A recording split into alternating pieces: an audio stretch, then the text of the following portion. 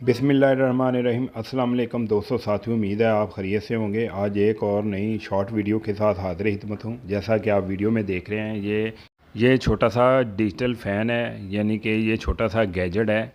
ये आप laptop USB यानी कि अगर आप अडाप्टर से लगाना चाहें तो अडाप्टर से लग सकते हैं। मैं लैपटॉप के साथ लगा रहा हूँ। इसके ऊपर आप कोई भी नंबर, कोई भी तस्वीर, कोई भी चीज़ आप इंस्टॉल कर सकते हैं। इसे क्लॉक के तौर पे भी इस्तेमाल कर सकते हैं। इसकी हवा तो नहीं है, लेकिन ये खूबसूरती के लिए आप इस्तेमाल कर सकते हैं, जैसा कि मैं आपको ऑन करके दिखा रहा हूँ। इस फ़ैन में आईसी लगा हुआ है। उसे जो आप कमांड देंगे, जो इंस्टॉल करवाना चाहेंगे, वो आपको सामने तस्वीर के तौर पर सामने पेश कर देगा। ये बहुत ही दिलकश है, छोटा सा है। तो दोस्तों, ये गैजेट कैसा लगा? उम्मीद है आपको पसंद आया होगा। अगर इस चैनल में आप नए हैं तो इसे लाइक सब्सक्राइब ज़रूर करें और बेल आइकन प्रेस कर दें ताकि इन्फॉर्मेशन वीडियो आपको मिलती रहे।